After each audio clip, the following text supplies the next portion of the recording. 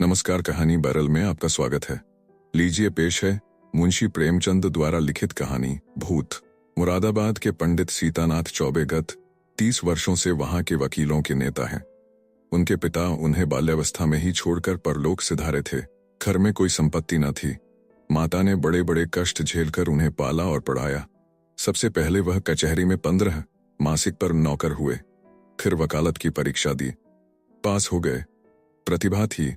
2 ही 4 वर्षों में वकालत चमक उठी। जब माता का स्वर्गवास हुआ तब पुत्र का शुमार जिले के गण्यमान्य व्यक्तियों में हो गया था। उनकी आमदनी 1000 रुपये महीने से कम न थी। एक विशाल भवन बनवा लिया था, कुछ जमींदारी ले ली थी, कुछ रुपए बैंक में रख दिए थे और कुछ लेन देन में लगा दिए। इस समृद्धि पर 4 पुत्रों का होना उनके भाग्य को आदर्श बनाए हुए था। चारों लड़के भिन्न भिन्न दर्जों में पढ़ते थे, मगर यह कहना कि सारी विभूति चौबेजी के अनवरत परिश्रम का फल थी। उनकी पत्नी मंगला देवी के साथ अन्याय करना है। मंगला बड़ी सरल, गृह कार्य में कुशल और पैसे का काम धेले में चलाने वाली स्त्री थी। जब तक अपना घर न बन गया उसने 3 महीने से अधिक का मकान किराए पर नहीं लिया और रसोई के लिए मिसराइन तो उसने अब तक न रखी थी। उसे अगर कोई व्यसन था तो गहनों का, और चौबेजी को भी अगर कोई व्यसन था तो स्त्री को गहने पहनाने का। वह सच्चे पत्नी परायण मनुष्य थे। साधारणत महफिलों में वेश्याओं से हंसी मजाक कर लेना उतना बुरा नहीं समझा जाता, पर पंडित जी अपने जीवन में कभी नाच गाने की महफिल में गए ही नहीं। 5 बजे तड़के से लेकर 12 बजे रात तक उनका व्यसन मनोरंजन, पढ़ना लिखना, अनुशीलन, जो कुछ था कानून था। न उन्हें राजनीति से प्रेम था न जाति सेवा से। ये सभी काम उन्हें व्यर्थ से जान पड़ते थे। उनके विचार में अगर कोई काम करने लायक था तो बस कचहरी जाना, बहस करना, रुपए जमा करना और भोजन करके सो रहना। जैसे वेदांती को ब्रह्म के अतिरिक्त जगत मिथ्या जान पड़ता है, वैसे ही चौबेजी को कानून के सिवा सारा संसार मिथ्या प्रतीत होता था। सब माया थी, एक कानून ही सत्य था। चौबेजी के मुखचंद्र में केवल एक कला की कमी थी। उनके कोई कन्या न थी। पहलौठी कन्या के बाद फिर कन्या हुई ही नहीं और न अब होने की आशा ही थी। स्त्री और पुरुष दोनों उस कन्या को याद करके रोया करते थे। लड़कियां बचपन में लड़कों से ज्यादा चौंचले करती हैं। उन चोंचलों के लिए दोनों प्राणी विकल रहते। माँ सोचती लड़की होती तो उसके लिए गहने बनवाती, उसके बाल गूंथती। लड़की पैजनियां पहने ठुमक ठुमक आंगन में चलती तो कितना आनंद आता। चौबे सोचते कन्यादान के बिना मोक्ष कैसे होगा। कन्यादान महादान है। जिसने यह दान न दिया उसका जन्म ही वृथा गया। आखिर यह लालसा इतनी प्रबल हुई कि मंगला ने अपनी छोटी बहन को बुलाकर कन्या की भांति पालने का निश्चय किया। उसके माँ बाप निर्धन थे, राजी हो गए। यह बालिका मंगला की सौतेली माँ की कन्या थी।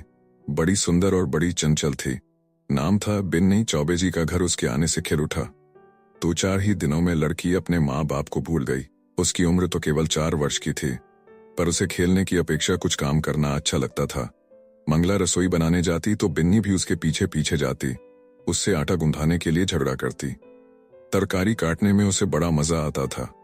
जब तक वकील साहब घर पर रहते तब तक वह उनके साथ दीवान खाने में बैठी रहती। कभी किताब उलटती, कभी दवात कलम से खेलती। चौबेजी मुस्कुराकर कहते बेटी मार खाओगी। बिन्नी कहती तुम मार खाओगे, मैं तुम्हारे कान काट लूंगी, जूजू को बुलाकर पकड़ा दूंगी। इस पर दीवान खाने में खूब कहे उड़ते। वकील साहब कभी इतने बाल्यवत्सल न थे। जब बाहर से आते तो कुछ न कुछ सौगात बिन्नी के वास्ते जरूर लाते और घर में कदम रखते ही पुकारते बिन्नी बेटी चलो। बिन्नी दौड़ती हुई आकर उनकी गोद में बैठ जाती। मंगला एक दिन बिन्नी को लिए बैठी थी। इतने में पंडित जी आ गए। बिन्नी दौड़कर उनकी गोद में जा बैठी। पंडित जी ने पूछा तू किसकी बेटी है। बिन्नी न बताऊंगी। मंगला कह दे बेटा जीजी की बेटी हूं। पंडित तू मेरी बेटी है बिन्नी की इनकी। बिन्नी न बताऊंगी। पंडित अच्छा, हम लोग आंखें बंद किए बैठे हैं। बिन्नी जिसकी बेटी होगी उसकी गोद में बैठ जाएगी। बिन्नी उठी और फिर चौबेजी की गोद में बैठ गई। पंडित मेरी बेटी है, मेरी बेटी है, अब न कहना कि मेरी बेटी है। मंगला अच्छा जाओ बिन्नी, अब तुम्हें मिठाई न दूंगी, गुड़िया भी न मंगा दूंगी। बिन्नी भैया जी मंगवा देंगे, तुम्हें ना दूंगी। वकील साहब ने हंसकर बिन्नी को छाती से लगा लिया और गोद में लिए हुए बाहर चले गए। वह अपने इष्ट मित्रों को भी इस बाल क्रीड़ा का रसास्वादन कराना चाहते थे। आज से जो कोई बिन्नी से पूछता कि तो किसकी बेटी है तो बिन्नी चट कह देती भैया की। एक बार बिन्नी का बाप आकर उसे अपने साथ ले गया। बिन्नी ने रो रो कर दुनिया सिर पर उठा ली। इधर चौबेजी को भी दिन काटना कठिन हो गया। 1 महीना भी न गुजरने पाया था कि वह फिर ससुराल गए। और बिन्नी को लेवा लाए। बिन्नी अपनी माता और पिता को भूल गई। वह चौबे जी को अपना बाप और मंगला को अपनी मां समझने लगी, जिन्होंने उसे जन्म दिया था। वे अब गैर हो गए। कई साल गुजर गए। वकील साहब के बेटों के विवाह हुए। उनमें से 2 अपने बाल बच्चों को लेकर अन्य जिलों में वकालत करने चले गए। 2 कॉलेज में पढ़ते थे। बिन्नी भी कली से फूल हुई। ऐसी रूप गुणशील वाली बालिका बिरादरी में और न थी पढ़ने लिखने में चतुर, घर के काम धंधों में कुशल बूटे कसीदे और सीने पिरोने में दक्ष, पाक कला में निपुण, मधुर भाषिणी, लज्जाशीला, अनुपम रूप की राशि।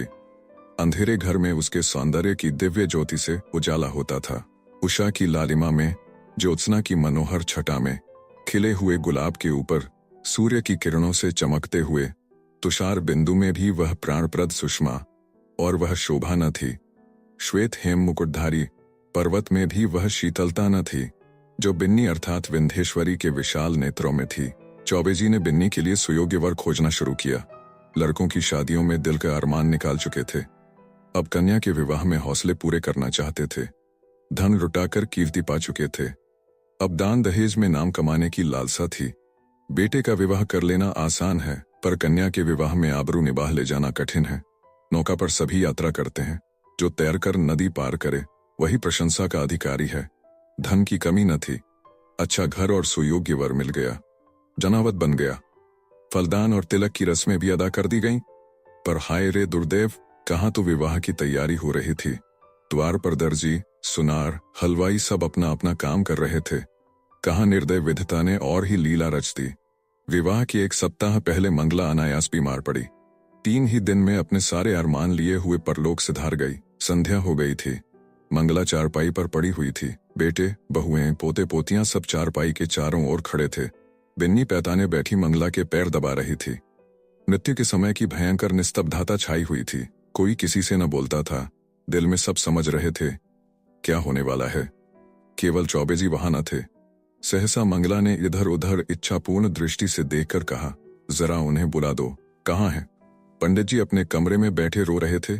संदेश पाते ही आंसू पोंछते हुए घर में आए और बड़े धैर्य के साथ मंगला के सामने हो गए। डर रहे थे कि मेरी आंखों से आंसू की एक बूंद भी निकली तो घर में हाहाकार मच जाएगा। मंगला ने कहा, एक बात पूछती हूँ, बुरा न मानना, बिन्नी तुम्हारी कौन है? पंडित, बिन्नी कौन है? मेरी बेटी है। और कौन? मंगला, हाँ, मैं तुम्हारे मुंह से यही सुनना चाहती थी। उसे सदा अपनी बेटी समझते रहना। उसके विवाह के लिए मैंने जो जो तैयारियां की थीं, उनमें कुछ काट छांट मत करना। पंडित, इसकी कुछ चिंता न करो। ईश्वर ने चाहा तो उससे कुछ ज्यादा धूमधाम के साथ विवाह होगा। मंगला, उसे हमेशा बुलाते रहना, तीज त्योहार में कभी मत भूलना। पंडित, इन बातों की मुझे याद दिलाने की जरूरत नहीं। मंगला ने कुछ सोचकर फिर कहा, इसी साल विवाह कर देना। पंडित, इस साल कैसे होगा? मंगला, यह फागुन का महीना है, जेठ तक लगन है। पंडित, हो सकेगा तो इसी साल कर दूंगा। मंगला, हो सकने की बात नहीं, जरूर कर देना। पंडित, कर दूंगा। इसके बाद गोदान की तैयारी होने लगी।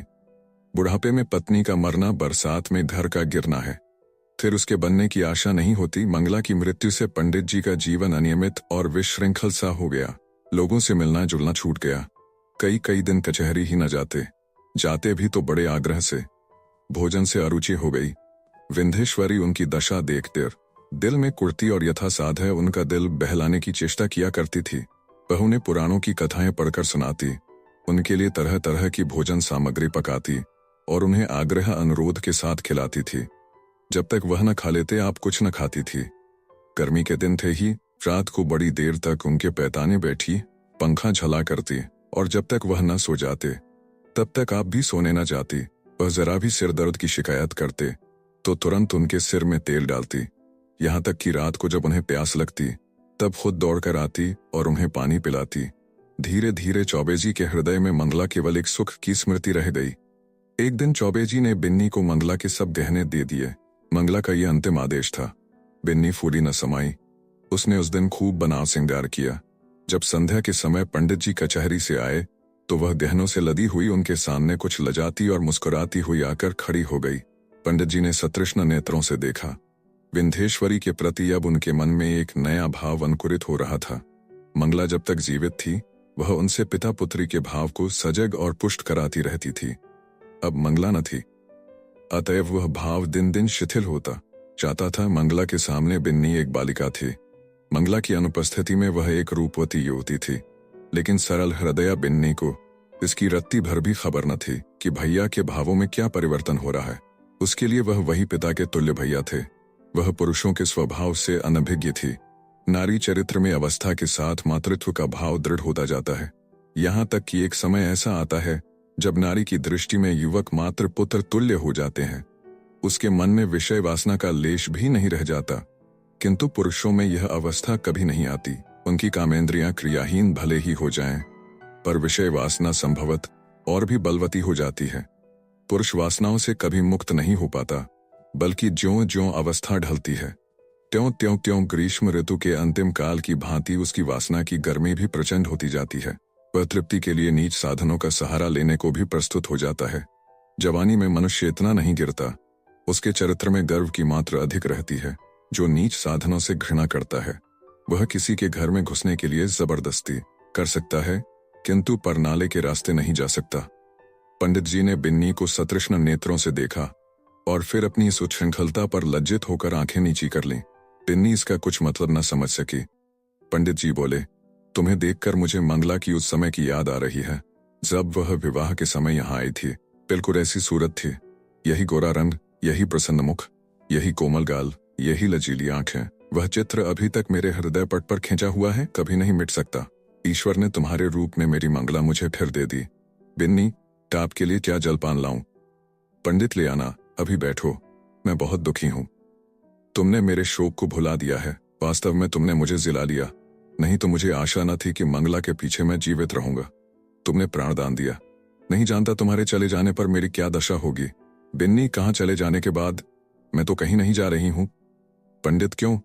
तुम्हारे विवाह की तिथि आ रही है, चली ही जाओगी बिन्नी? सकुचाती हुई, ऐसी जल्दी क्या है? पंडित, जल्दी क्यों नहीं, जमाना हंसेगा। बिन्नी, हंसने दीजिए, मैं यहीं आपकी सेवा करती रहूंगी। पंडित, नहीं बिन्नी, मेरे लिए तुम क्यों हलकान होगे? मैं अभागा हूं, जब तक जिंदगी है जीऊंगा, चाहे रोकर जीऊं चाहे हंसकर। हंसी मेरे भाग्य से उठ गई। तुमने इतने दिनों संभाल लिया, यही क्या कम एहसान किया। मैं यह जानता हूं कि तुम्हारे जाने के बाद कोई मेरी खबर लेने वाला नहीं रहेगा। यह घर तहस नहस हो जाएगा और मुझे घर छोड़कर भागना पड़ेगा। पर क्या किया जाए, लाचारी है। तुम्हारे बिना अब मैं यहाँ क्षण भर भी नहीं रह सकता। मंगला की खाली जगह तो तुमने पूरी की, अब तुम्हारा स्थान कौन पूरा करेगा? टिन्नी, क्या इस साल रुक नहीं सकता? मैं इस दशा में आपको छोड़कर न जाऊंगी। पंडित, अपने बस की बात तो नहीं, वे लोग आग्रह करेंगे तो मजबूर होकर करना ही पड़ेगा। बिन्नी, बहुत जल्दी मचाएं तो आप कह दीजिएगा अब नहीं करेंगे। उन लोगों के जी में जो आए करें, यहाँ कोई उनका दबैल बैठा हुआ है। पंडित, वे लोग अभी से आग्रह कर रहे हैं। बिन्नी, आप फटकार क्यों नहीं देते? पंडित, करना तो है ही, फिर विलंब क्यों करूं? यह दुख और वियोग तो एक दिन होना ही है। अपनी विपत्ति का भार तुम्हारे सिर क्यों रखूं? बिन्नी, दुख सुख में काम न आऊंगी तो और किस दिन काम आऊंगी? पंडित जी के मन में कई दिनों तक घोर संग्राम होता रहा। वह बिन्नी को पिता की दृष्टि से न देख सकते थे। बिन्नी अब मंगला की बहन और उनकी साली थी। जमाना हंसेगा तो हंसे, जिंदगी तो आनंद से गुजरेगी। उनकी भावनाएं कभी इतनी उल्लासमयी न थीं। उन्हें अपने अंगों में फिर जवानी की स्फूर्ति का अनुभव हो रहा था। वह सोचते, बिन्नी को मैं अपनी पुत्री समझता था, पर वह मेरी पुत्री है तो नहीं। इस तरह समझने से क्या होता है, कौन जाने। ईश्वर को यही मंजूर हो, नहीं तो बिन्नी यहां आती ही क्यों? उसने इसी बहाने से यह संयोग निश्चित कर दिया होगा। उसकी लीला तो अपरंपार है। पंडित जी ने वर के पिता को सूचना दे दी कि कुछ विशेष कारणों से इस साल विवाह नहीं हो सकता। विंध्येश्वरी को अभी तक कुछ खबर न थी कि मेरे लिए क्या क्या षड्यंत्र रचे जा रहे हैं। वह खुश थी कि मैं भैयाजी की सेवा कर रही हूँ और भैयाजी मुझसे प्रसन्न है। बहन का इन्हें बड़ा दुख है। मैं न रहूंगी तो ये कहीं चले जाएंगे, कौन जाने साधु सन्यासी न हो जाए। घर में कैसे मन लगेगा। वह पंडित जी का मन बहलाने का निरंतर प्रयत्न करती रहती थी। उन्हें कभी मन मारे न बैठने देती। पंडित जी का मन अब कचहरी में न लगता था।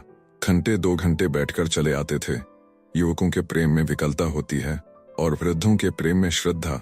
वे अपनी यौवन की कमी को खुशामद से, मीठी बातों से और हाजिर जवाबी से पूर्ण करना चाहते हैं। मंगला को मरे अभी 3 ही महीने गुजरे थे कि चौबे जी ससुराल पहुंचे। सास ने मोह मांगी, मुराद पाई। उसके 2 पुत्र थे, घर में कुछ पूंजी न थी, उनके पालन और शिक्षा के लिए कोई ठिकाना नजर न आता था। मंगला मर ही चुकी थी, लड़की का जो ही विवाह हो जाएगा वह अपने घर की हो रहेगी, फिर चौबे से नाता ही टूट जाएगा। वह इसी चिंता में पड़ी हुई थी कि चौबे जी पहुंचे, मानो देवता स्वयं वरदान देने आए हों। जब चौबे जी भोजन करके लेटे तो सास ने कहा, भैया कहीं बातचीत हुई कि नहीं? पंडित अम्मा, अब मेरे विवाह की बातचीत क्या होगी? सास, क्यों भैया, अभी तुम्हारी उम्र ही क्या है? पंडित, करना भी चाहूं तो बदनामी के डर से नहीं कर सकता, कर मुझे पूछता ही कौन है? सास, पूछने को हजारों हैं, दूर क्यों जाओ, अपने घर ही में लड़की बैठी है। सुना है तुमने मंगला के सब गहने बिन्नी को दे दिए हैं, कहीं और विवाह हुआ तो ये कई हजार की चीजें तुम्हारे हाथों से निकल जाएंगी। तुमसे अच्छा घर में कहां पाऊंगी? तुम उसे अंगीकार कर लो तो मैं तर जाऊं। अंधा क्या मांगे, दो आंखें। चौबे जी ने मानो विवश होकर सास की प्रार्थना स्वीकार कर ली। बिन्नी अपने गांव के कच्चे मकान में अपनी मां के पास बैठी हुई है। अब की चौबे जी ने उसकी सेवा के लिए एक लौंडी भी साथ कर दी है। विंध्येश्वरी के दोनों छोटे भाई विस्मित होकर उसके आभूषणों को देख रहे हैं। गांव की और कई स्त्रियां उसे देखने आई हुई हैं और उसके रूप लावण्य का विकास देखकर चकित हो रही हैं। यह वही बिन्नी है जो यहाँ मोटी फरिया पहने खेला करती थी। रंग रूप कैसा निखर आया है, सुख की देह है ना। जब भीड़ कम हुई, एकांत हुआ, तो माता ने पूछा, तेरे भैयाजी तो अच्छी तरह है ना बेटी? यहाँ आए थे तो बहुत दुखी थे, मंगला का शोक उन्हें खाए जाता है। संसार में ऐसे मर्द भी होते हैं जो स्त्री के लिए प्राण दे देते हैं, नहीं तो यहाँ स्त्री मरी और चट दूसरा ब्याह रचाया गया। मानो मनाते रहते हैं कि यह मरे तो नई नवेली बहू घर लाएं। पिंधे उन्हें याद करके रोया करते हैं, चली आई हूं न जाने कैसे होंगे। माता, मुझे तो डर लगता है कि तेरा ब्याह हो जाने पर कहीं घबराकर साधु फकीर ना हो जाएं। पिंधे, मुझे भी तो यही डर लगता है, इसी से तो मैंने कह दिया कि अभी जल्दी क्या है।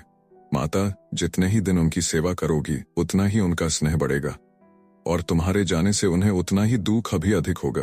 बेटी, सच तो यह है कि वह तुम्ही को देखकर जीते हैं। इधर तुम्हारी डोली उठी और उधर उनका घर सत्यानाश हुआ।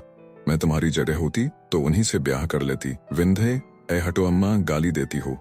उन्होंने मुझे बेटी करके पाला है, मैं भी उन्हें अपना पिता। माता, चुप रह पगली, कहने से क्या होता है? विंध्य, अरे सोच तो अम्मा, कितनी बेढंगी बात है। माता, मुझे तो इसमें कोई बेढंगापन नहीं देख पड़ता। विंध्य, क्या कहती हो अम्मा? उनसे मेरा मैं तो लाज के मारे मर जाऊं, उनके सामने ताक न सकूं। वह भी कभी न मानेंगे, मानने की बात भी हो कोई। माता, उनका जिम्मा मैं लेती हूं, मैं उन्हें राजी कर लूंगी, तू राजी हो जा। याद रख, यह कोई हंसी खुशी का ब्याह नहीं है, उनकी प्राण रक्षा की बात है, जिसके सिवा संसार में हमारा और कोई नहीं। फिर अभी उनकी कुछ ऐसी उम्र भी तो नहीं है, 50 से 2 ही 4 साल ऊपर होंगे। उन्होंने एक ज्योतिषी से पूछा भी था, उसने उनकी कुंडली देखकर बताया है कि आपकी जिंदगी कम से कम 20 वर्ष की है। देखने सुनने में भी वह 100-200 में एक आदमी है। बातचीत में चतुर माता ने कुछ ऐसा शब्द व्यू रचा कि सरल बालिका उसमें से निकल न सकी। माता जानती थी कि प्रलोभन का जादू इस पर न चलेगा। धन का, आभूषणों का, कुल सम्मान का, सुखमय जीवन का उसने फिक्र तक न किया। उसने केवल चौबे जी की दयनीय दशा पर जोर दिया। अंत को विंध्येश्वरी ने कहा, अम्मा, मैं जानती हूं कि मेरे न रहने से उनको बड़ा दुख होगा। यह भी जानती हूं कि मेरे जीवन में सुख नहीं लिखा है। अच्छा, उनके हित के लिए मैं अपना जीवन बलिदान कर दूंगी। ईश्वर की यही इच्छा है तो यही सही। चौबे जी के घर में मंगल गान हो रहा था। विंध्येश्वरी आज वधू बनकर इस घर में आई है। कई वर्ष पहले वह चौबे जी की पुत्री बनकर आई थी। उसने कभी स्वप्न में भी न सोचा था कि मैं एक दिन इस घर की स्वामिनी बनूंगी। चौबे जी की सज धाज आज देखने योग्य है। तंजेब का रंगीन कुर्ता, कतरी हुई और संवारी हुई मूछें, खिजाब से चमकते हुए बाल, हंसता हुआ चेहरा, चढ़ी आंखें, यौवन का पूरा स्वांग था। रात बीत चुकी थी। विंध्येश्वरी आभूषणों से लदी हुई, भारी जोड़े पहने फर्श पर सिर झुकाए बैठी थी। उसे कोई उत्कंठा न थी, भय न था, केवल यह संकोच था कि मैं उनके सामने कैसे मुंह खोलूंगी। उनकी गोद में खेली हूं, उनकी कंधों पर बैठी हूं, उनकी पीठ पर सवार हुई हूं, कैसे उन्हें मुंह दिखाऊंगी? मगर वे पिछली बातें क्यों सोचूं? ईश्वर उन्हें प्रसन्न रखे। जिसके लिए मैंने पुत्री से पत्नी बनना स्वीकार किया वह पूर्ण हो, उनका जीवन आनंद से व्यतीत हो। इतने में चौबे जी आए। विंध्येश्वरी उठ खड़ी हुई। उसे इतनी लज्जा आई कि जी चाहा कहीं भाग जाए, खिड़की से नीचे कूद पड़े। चौबे जी ने उसका हाथ पकड़ लिया और बोले, बिन्नी, मुझसे डरती हो? बिन्नी कुछ न बोली, मूर्ति की तरह वहीं खड़ी रही। एक क्षण में चौबे जी ने उसे बिठा दिया। वह बैठ गई। उसका गला भर भर आता था। भाग्य की यह निर्दय लीला, यह क्रूर क्रीड़ा उसके लिए असह्य हो रही थी। पंडित जी ने पूछा, बिन्नी बोलती क्यों नहीं? क्या मुझसे नाराज हो? विंध्येश्वरी ने अपने कान बंद कर लिए। यही परिचित आवाज वह कितने दिनों से सुनती चली आती थी। आज वह व्यंग्य से भी तीव्र और उपहास से भी कटु प्रतीत होती थी। सहसा पंडित जी चौंक पड़े, आंखें फैल गईं और दोनों हाथ मेंढक के पैरों की भांति सिकुड़ गए। वह 2 कदम पीछे हट गए। खिड़की से मंगला अंदर झांक रही थी। छाया नहीं, मंगला थी सदैव साकार सजीव। चौबे जी कांपती हुई टूटी फूटी आवाज से बोले, बिन्नी देखो। वह क्या है? बिन्नी ने घबराकर खिड़की की ओर देखा। कुछ न था। बोली, क्या है? मुझे तो कुछ नहीं दिखाई देता। चौबे जी अब गायब हो गई। लेकिन ईश्वर जानता है, मंगला थी। बिन्नी बहन। चौबे जी, हाँ वही। खिड़की से अंदर झांक रही थी। मेरे तो रोए खड़े हो गए। विंध्येश्वरी कांपती हुई बोली, मैं यहां नहीं रहूंगी। चौबे, नहीं बिन्नी, कोई डर नहीं है। मुझे धोखा हुआ होगा। बात यह है कि वह घर में रहती थी, यहीं सोती थी। इसी से कदाचित मेरी भावना ने उसकी मूर्ति लाकर खड़ी कर दी। कोई बात नहीं है। आज का दिन कितना मंगलमय है कि मेरी बिन्नी यथार्थ में मेरी ही हो गई। यह कहते कहते चौबे जी फिर चौंके। फिर वही मूर्ति खिड़की से झांक रही थी। मूर्ति नहीं, सदैव साकार मंगला। अब की उसकी आंखों में क्रोध न था, तिरस्कार न था, उनमें हास्य भरा हुआ था। मानो वह इस दृश्य पर हंस रही है, मानो उसके सामने कोई अभिनय हो रहा है। चौबे जी ने कांपते हुए कहा, बिन्नी। फिर वही बात हुई। वह देखो, मंगला खड़ी है। विंध्येश्वरी चीखकर उनके गले से चिमट गई। चौबे जी ने महावीर का नाम जपते हुए कहा, मैं किवाड़ बंद किए देता हूं। बिन्नी, मैं इस घर में नहीं रहूंगी। रोकर, भैया जी, तुमने बहन के अंतिम आदेश को नहीं माना, इसी से उनकी आत्मा दुखी हो रही है। मुझे तो किसी अमंगल की आशंका हो रही है। चौबे जी ने उठकर खिड़की के द्वार बंद कर दिए और कहा, मैं कल से दुर्गा पाठ कराऊंगा। आज तक कभी ऐसी शंका न हुई थी। तुमसे क्या कहूं, मालूम होता है। होगा, उस बात को जाने दो। यहां बड़ी गर्मी पड़ रही है। अभी पानी गिरने को 2 महीने से कम नहीं है। हम लोग मंसूरी क्यों न चलें? विंध्य, मेरा तो कहीं जाने का जी नहीं चाहता। कल से दुर्गा पाठ जरूर कराना। मुझे अब इस कमरे में नींद ना आएगी। पंडित ग्रंथों में तो यही देखा है कि मरने के बाद केवल सूक्ष्म शरीर रह जाता है। फिर समझ में नहीं आता यह स्वरूप क्यों कर दिखाई दे रहा है। मैं सच कहता हूं बिन्नी, अगर तुमने मुझ पर यह दया न की होती तो मैं कहीं का ना रहता। शायद इस वक्त मैं बद्रीनाथ के पहाड़ों पर सिर टकराता होता, या कौन जाने विष खाकर प्राणांत कर चुका होता। विंध्य, मंसूरी में किसी होटल में ठहरना पड़ेगा। पंडित, नहीं, मकान भी मिलते हैं। मैं अपने एक मित्र को लिखे देता हूं, वह कोई मकान ठीक कर रखेंगे वहां। बात पूरी न होने पाई थी कि न जाने कहां से जैसे आकाशवाणी हो आवाज आई, बिन्नी, तुम्हारी पुत्री है। चौबे जी ने दोनों कान बंद कर लिए। भय से थर थर कांपते हुए बोले, बिन्नी, यहां से चलो।